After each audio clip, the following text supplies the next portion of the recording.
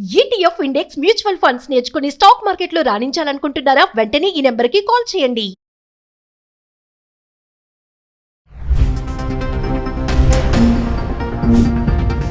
ప్రస్తుతం ఏ దేశంపై ఎంత సుంకం ఉందంటే Bharat 50%, Brazil 50%, Syria 41%, Laos 40%, Myanmar 40%, Switzerland 39%, Iraq 35%, Bosnia and హెర్జగోవినా 30%, Mexico 25%, Kazakhstan 25%, మాల్దోవా 25%, Bangladesh 20%, Cambodia 19%.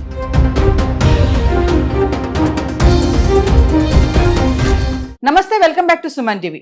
భారత దిగుమతులపై ఇప్పటికే 25% సుంకాలు ప్రకటించిన అమెరికా అధ్యక్షుడు డొనాల్డ్ ట్రంప్ దీనిని 50%కి పెంచారు. అదనంగా జరిమానా సుంకాలుగా దీనిని పేర్కొంటూ బుధవారం కార్యనిర్వాహక ఉత్తర్వులపై సాయం చేశారు. మరి దీని ప్రభావం వేటిపైన ఉంటుంది, ఇది ఎప్పటి నుంచి అమల్లోకి వస్తుంది, దీనిపైన మరింత సమాచారం అందించడానికి ఫోన్ లైన్ లో అందుబాటులో ఉన్నారు డాక్టర్ నంది రామేశ్వరరావు గారు, TEDx speaker, legendary award winner in real estate.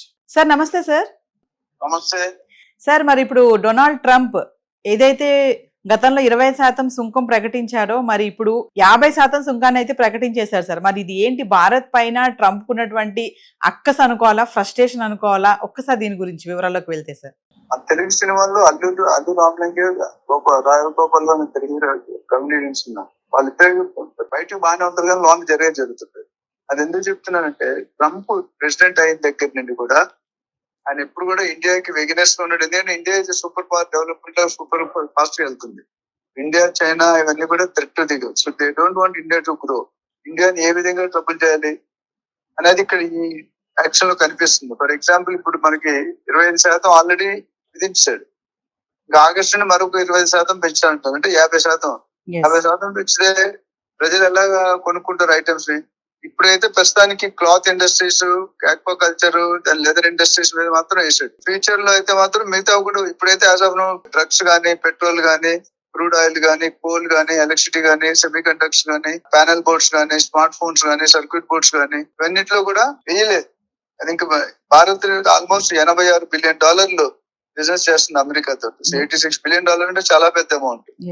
దీనికి ఏమవుతుందంటే, ఇండియాని ఏ విధంగా ట్రబుల్ చేసి వాళ్ళ వాల్యూ తగ్గించాలి మార్కెట్ లో ధోరణి నడుస్తుంది. అహంకార ధోరణి అంటే రివెంజ్ టేకింగ్. అంటే మనం అంటే థ్రెట్ అని లాస్ట్ టైం వీడియో కూడా చెప్పుకున్నాం. ఇండియా గానీ, చైనా గానీ is going to be, Japan గానీ going to be threat America. America అంటే ఎప్పుడు కూడా నెంబర్ 1 అనే పొజిషన్ కోరుకుంటుంది. వాళ్ళు నెంబర్ 2 డైజెస్ట్ చేసుకోలేరు. కానీ ఇండియా నెంబర్ 1 వైపు దూసుకెళ్తుందనే భయం అనేది వాళ్ళు డిస్టెన్స్ పెట్టుకొని తెలుసుకుని అలజడి స్టార్ట్ అయింది. కానీ ఇప్పుడు మనం ఎక్కువ రష్యా నుండి ఇంపోర్ట్ చేసుకుంటున్నాం తక్కువ ఖర్చుతో. ఇప్పుడు ఏం చేస్తున్నాడు ఆయన? రష్యాకి ఫేవర్ చేద్దాం అనుకుంటున్నాడు, చైనా ఫేవర్ చేస్తున్నాడు. ఫర్ ఎగ్జాంపుల్, డ్యూటీలు చూసుకుంటే చైనాకి 30% వేసాడు ఓన్లీ. తుర్కియా ఓన్లీ 15% వేసాడు. అంటే దాన్ని బట్టి అప్పుడు పాకిస్తాన్ 15% వేసాడు. అంటే వాళ్ళు తక్కువ, మనకి 50 ఎందుకు వేస్తున్నాడు? ఎందుకంటే మనకి ఇప్పుడు రష్యా నుండి చాలా తక్కువలో దిగుమతులు జరుగుతున్నాయి. అదే ఇప్పుడు ఆయన అమెరికా దగ్గర కొనాలంటాడు, మళ్ళీ 50% ట్యాక్స్ చేస్తాడు. రెవెన్యూ వదులుకోడు. ఇమిగ్రేషన్ ఇండియాకి ట్యాక్స్ వల్ల చాలా ఆల్రెడీ ఇమిగ్రేషన్ ఎంత ఎఫెక్ట్ అయింది. యుఎస్ లో స్టూడెంట్స్ వెళ్ళడానికి ఎంత బాగుంటాయి. 50,000 కోట్లు ఇండియన్ పేరెంట్ మిగిలింది. అంతమంది అంటే డిసైడ్ చేసుకున్నారు వెళ్ళకూడదని. సో ఆ విధంగా చూసుకుంటే ఇండియా స్పీడ్ డెవలప్మెంట్ ని వీళ్ళు భరించలేక, డైజెస్ట్ చేసుకోలేక ఇండియాని ఏ విధంగా డౌన్ చేయాలి. ఇప్పుడు ఇమిగ్రేషన్ కానీ, సాఫ్ట్వేర్ ఇండస్ట్రీస్ కానీ అన్ని మనం చూసాం ఆల్రెడీ డౌన్ ఉన్నాయి. రియల్ ఎస్టేట్ మీద ఇంపాక్ట్ ఉంది. అక్కడ ఏమైనా ఇంపాక్ట్ ఉంటే ఇక్కడ కూడా ఇంపాక్ట్ ఉంటుంది. కాబట్టి నేను అనేది ఏంటంటే, ప్రాసెస్ ఏదైతే ఉందో it is heading towards a dead end. బయటికి బాగా మిత్ర దేశం రష్యా గానీ, ఇండియా గానీ మిత్ర దేశాలు అంటాడు, బయటికి ఫ్రెండ్లీ ఫ్రెండ్. కానీ ఇంటర్నల్ గా జరిగేది తవ్వుతున్నాడు. ఎవరు తవన్గతులు వాళ్ళు కొడతారు అన్నట్టు. ఇండియా మాక్సిమం ఎక్కడ ట్రబుల్ చేయగలం, ఎలా ట్రబుల్ చేయగలం, పైకి రాకుంటే ఎట్లా ఆపగలం అనేది వెరీ ఇంపార్టెంట్. మిగతా రెస్టోర్ ఐటమ్స్ ఏవైతే ఇందా చెప్పిన డ్రగ్స్, స్మార్ట్ ఫోన్స్ ఇవన్నిటి కూడా వచ్చే అవకాశాలు ఏ విధంగా చూస్తే Bharat should be lower then America. అది ఎంతకాలం ఆగదు. Any time India can beat any country.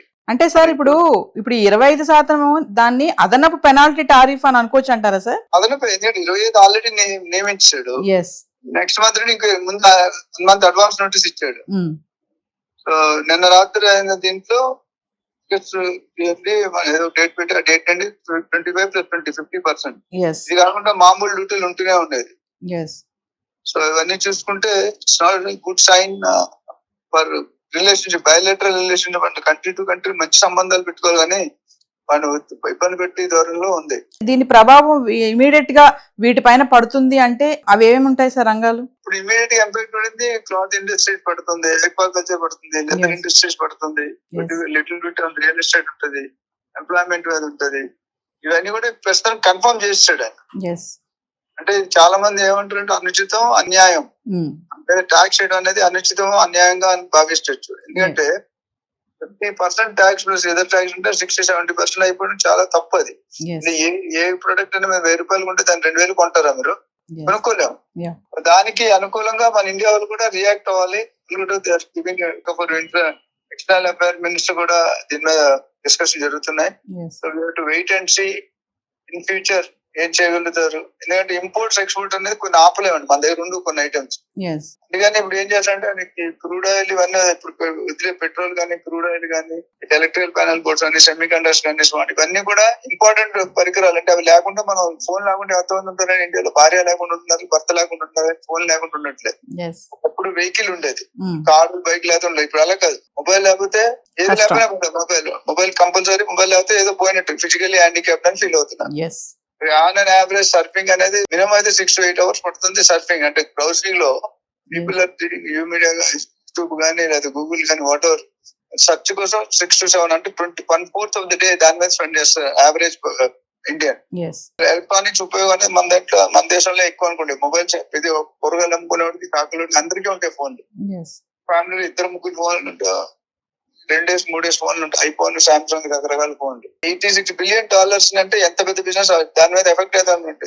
50% అంటే $243 billion ఎక్స్ట్రా అవుతుంది. అంటే సార్ ఒక విషయం చెప్పండి సార్, అంటే ఇప్పుడు వేసినటువంటి 50% ఏదైతే సుంకాలు ఉన్నాయో మినహాయింపు ఏమైనా ఉంటుందా సార్? మినహాయింపుకి ఏమైనా ఆల్రెడీ డిసైడ్ అయ్యాడు కదా. దేనికి మినహాయింపు ఇస్తాడు? మినహాయింపు ఇచ్చే ఉద్దేశంలో మాట్లాడట్లేదు కదా.